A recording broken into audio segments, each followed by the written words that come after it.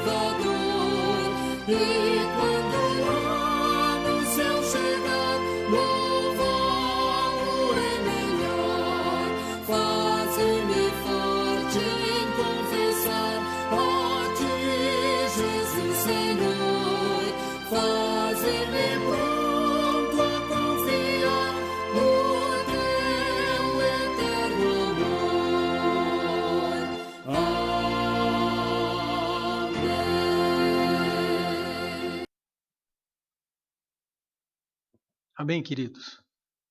Convido você agora a abrir a palavra do Senhor na primeira carta do apóstolo Pedro. Primeira carta de Pedro.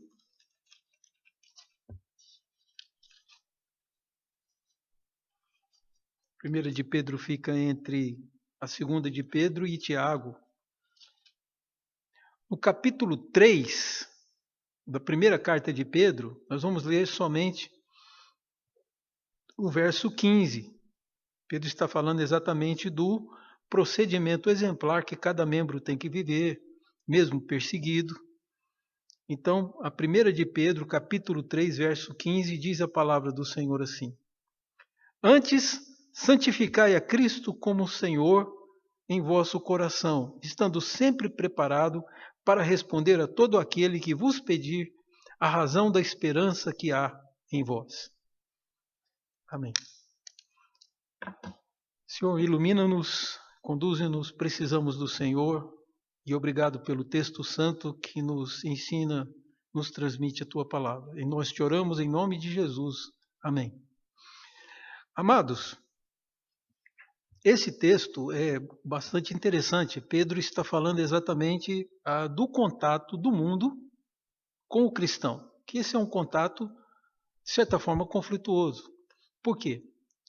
O mundo tem a sua forma, o seu pensamento, eles basearam em teorias falsas para obter os valores deles. E os valores cristãos são diferentes porque são baseados em outra fonte.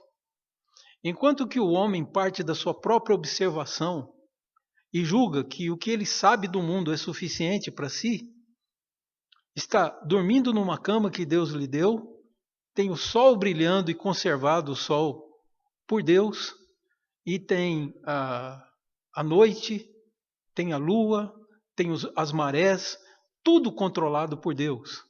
Então, a grande realidade é que nós homens somos soberbos de achar que podemos descobrir com o nosso próprio raciocínio o que tem valor nessa terra.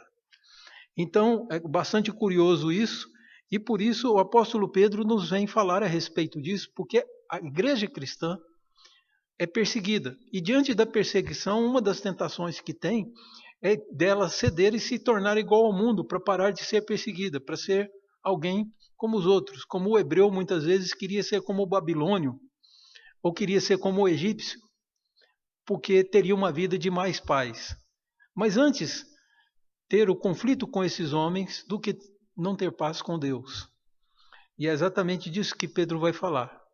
Ele menciona, é curioso, que na carta de Paulo ele dá conselhos a pessoas que tinham escravos. Na carta de Pedro não há esses conselhos. O que faz os comentaristas pensar que o auditório de Pedro, os membros da igreja, ou eram pessoas pobres, ou eram pessoas que não tinham escravos. Então Pedro escreve essa carta com o propósito de orientar aqueles que já são escravos e que são membros da igreja a que sejam submissos aos seus senhores. Ele diz, seja submisso, aceita a autoridade dele, porque se você obedece, é obediente a um senhor que é bom, isso não tem vantagem nenhuma. Quando vem um senhor que é ruim, que é perverso, que é cruel, que é injusto com você, o que Deus está fazendo? Está mostrando que o cristianismo ele tem vida, mesmo onde não há nada no homem. E ele tem esperança. Essa esperança que nós temos dentro de nós, de que um dia não haverá mais escravo, mas só todos serão senhores e serão livres, serão servos de Deus, mas num mundo onde não há enfermidade, não há doença, somos cuidados por Deus, onde não há lágrimas, não há farmácias, não há cemitérios. Essa é a cidade descrita em Apocalipse 22. Então, nós devemos nos regozijar. Essa esperança é algo tão forte que nos dá força para que a gente viva nesse mundo com dificuldades, debaixo de senhores, de patrões ruins, sendo submisso. E aí nós talvez até os ganhemos na fé. Então, aqui no versículo 15, ele diz, antes, é uma conjunção adversativa, está ligado com o verso anterior. Verso 13 diz, do capítulo 3, ora, quem é que vos há de maltratar se fordes zelosos do que é bom? Então, se você for uma boa pessoa, você não vai ser maltratado. Verso 14, Pedro admite uma outra possibilidade. Mas ainda que venhais a sofrer por causa da justiça, bem-aventurados sois. Não vos amedronteis, portanto, com as suas ameaças, nem fiqueis alarmados. Pelo contrário, em vez de você ficar alarmado, se perturbar com isso, santifique a Cristo, separe Jesus dos outros senhores. Santifique a Cristo como Senhor em vossos corações. Então, o que você vai olhar? Jesus é o meu Senhor. Então, se Jesus é o meu Senhor, eu estou servindo a Jesus. E por isso eu obedeço os servos terrenos, porque é um serviço que eu presto a Jesus. Aí Pedro diz, santifica Jesus como Senhor. E em seguida ele diz, estando sempre preparados. Então você fique sempre preparado quando alguém perguntar. Porque eles não vão entender como que um servo é tão submisso e tem tanta alegria. Como que alguém tem tanta esperança no mundo de desesperados? Eles ficam desesperados e ansiosos e querem descobrir qual a razão de você ter esperança, de ser alguém que está sempre sorrindo, que está sempre feliz. É isso que Pedro está dizendo, que isso se transforma numa oportunidade de você anunciar o seu Deus. Quero lembrar, nesse contexto, de que havia uma escrava judia, que certamente na sua terra ela seria livre, mas ela era uma judia que estava debaixo do controle de Naamã. E ela preocupava-se com seu Senhor, era uma pessoa bondosa, como todo judeu que teme o Senhor, que tem esperança, não tem por que ficar brigando e nem tramando nada para sua própria libertação, para o seu bem. Então, aquela pequena moça que a Bíblia não diz o nome, um dia você vai descobrir, vai encontrá-la, quando encontrar com Jesus. Essa judia disse para Naamã, que era um general assírio, disse a ele: lá na minha terra tem um homem de Deus, e esse homem de Deus pode curar o meu Senhor, manda ele procurar. Ela se referia a Eliseu, né? Então Naamã desce e vai conversar com o homem de Deus. E aí diz para ele: olha, eu sou leproso. Era o grande problema daquele homem. Enquanto ele estava de armadura para a guerra, ninguém via. Mas em casa, quando ele tirava, ele era cheio de feridas. E estava perdendo a sua saúde, perderia a sua vida, possivelmente, por causa dessa doença terrível. E aí ele, então, procura Eliseu e diz o seguinte: o que eu preciso fazer para ser curado? E diz o profeta: lava-te 7 vezes no Rio Jordão. E ele achou aquilo um absurdo. E ele então disse que tantos rios limpos que tinha na sua terra, ele ia ter que tomar banho naquela água suja do Jordão. Quando ele entra na água e se lava pela 7ª vez, que ele sai da água, ele está com a pele limpa como de uma criança. Então, o senhor daquela moça soube que havia um Deus em Israel, porque ela abriu a sua boca para dar esse benefício, para indicar o caminho. Assim também, se formos servos submissos, se servimos ao Senhor, e servimos até o nosso próprio inimigo, para deixá-los alegres e tudo, um dia eles vão perguntar qual a esperança, e você tem que estar preparado para responder para eles qual a esperança. Porque você santificou a Cristo, separou Cristo como Senhor no seu coração. Então, por isso, você precisa estar sempre preparado para responder a todo o que pedir a razão da esperança que há em nós. Então, essa esperança não é uma esperança que se baseia em um mero desejo. Então, hoje no português está muito confusa essa ideia de desejo e esperança. Eu tenho esperança que um dia é o mesmo que eu dizer, eu gostaria que um dia, eu tenho o desejo de um dia, eu faço votos que um dia eu possa ser assim. Então, no português está meio confuso isso. A esperança aqui tem o sentido de espera. Enquanto o mundo está, é só você pegar o antônimo de esperançoso, é o desesperado. Então, desesperado é aquele que não tem esperança em nada. Ele não vê saída. E nós vemos que há uma saída. A Bíblia nos revela que Deus vai dar um reino extraordinário para todos os que são seus filhos. E você não será lá um mero súdito. Não vai ser alguém desprezível. Como Lázaro, quando morreu, era um mero mendigo, e nos céus ele estava ao lado de Abraão. E era tratado como as maiores regalias. Então, qualquer pessoa que é considerado desprezível, se ela se entrega a Jesus, o que vai acontecer? Ela vai ser tratada como nobre. Você não vai ser um mero súdito do rei dos céus. Você vai ser filho. E vai ser co-herdeiro com Cristo. Cristo conquistou uma herança e você vai receber essa herança também, junto com ele. Então, são os termos que a Bíblia usa para se referir ao povo que tem uma aliança com Deus. Então, você que tem uma aliança com Deus, fique sempre pronto para responder às pessoas a razão de você ser tão esperançoso. Nesse sentido, de que você não é um desesperado, mas alguém que espera, sabe que algo de bom vai acontecer. Essa que é a ideia de esperança na Bíblia. A esperança não confunde, disse o apóstolo Paulo. Então não é um mero desejo do que eu quero que aconteça, é mais, eu nem sei o que vai acontecer, é tão bom que nem eu sei o quanto bom vai ser. Mas Deus que gerou todas as boas sensações no coração, na vida das pessoas, vai dar isso aos seus filhos. Então você que é filho, não é mero súdito, é o herdeiro. Então o que nós estamos? Estamos com o coração cheio de esperança e pronto para responder à razão da esperança que é em nós. Então, em qualquer circunstância, em qualquer momento, esteja pronto para responder, para explicar de forma clara à pessoa por que você não é um desesperado. Cristo Jesus morreu por nós na cruz. E o Salmo 96, que nos chama para cantarmos ao Senhor um cântico novo, não só nós, mas todas as terras, tem um trecho que ele diz: proclamai dia a dia a sua salvação. Então, o nosso dia a dia vai ser cheio de oportunidades. Veja Jesus que meramente pediu um pouco de água para uma mulher samaritana. E aquilo se transformou nos melhores exemplos de uma evangelização. Não que Jesus pediu aquilo como pretexto, ele estava com sede e ele pediu água para a mulher, só isso. O problema é que a mulher se interpôs, colocou tanto obstáculo, e à medida que Jesus foi derrubando os obstáculos, ela começou a crer. E uma aldeia inteira veio a servir o Senhor Jesus por causa dessa água que ele pediu. Então assim também é a nossa vida. Se o Evangelho encher tanto a sua vida, você lê tanto a palavra de Deus que você fica cheia desse conhecimento, você é uma pessoa cheia disso, sabe o que vai acontecer? Quando você abrir a sua boca, o Evangelho vai ser manifesto. Até mesmo quando você pedir um copo d'água.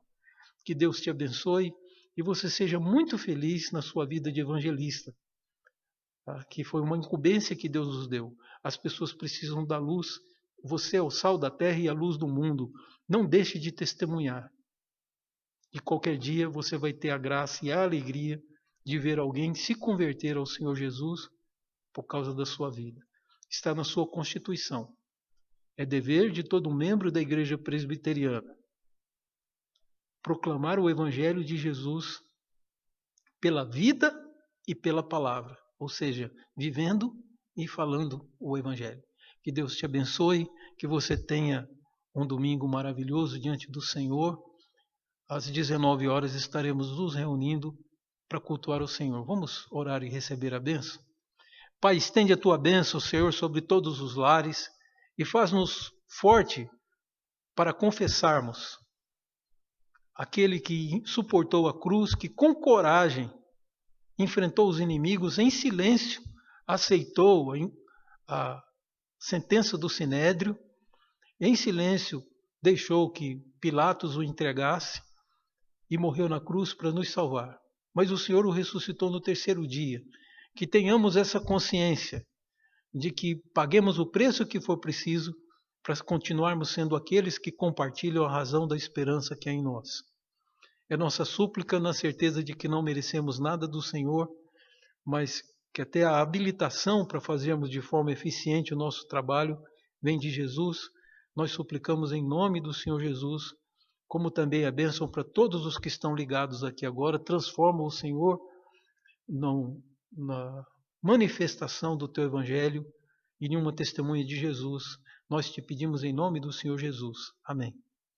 E agora, irmãos, que a graça do Senhor Jesus, o amor infinito de Deus, o nosso Pai, as consolações, a direção e comunhão do amado Espírito Santo estejam sobre todos vós, agora e para todo sempre. Amém. Então está encerrado o nosso culto. Obrigado, Deus abençoe. E continue orando, porque muito em breve, Deus abençoando, nós estaremos voltando a nos reunir como igreja, dentro das regras que o Conselho estabelecer. Tá? Que Deus abençoe muito a sua vida e enche o seu coração dessa alegria extraordinária, a alegria de ser cristão. Não existe um melhor momento do que este que estamos vivendo. Somos cristãos cheios de esperança e com muito para compartilhar com o mundo. Que Deus te abençoe e que você tenha um excelente domingo e uma ótima semana. Amém.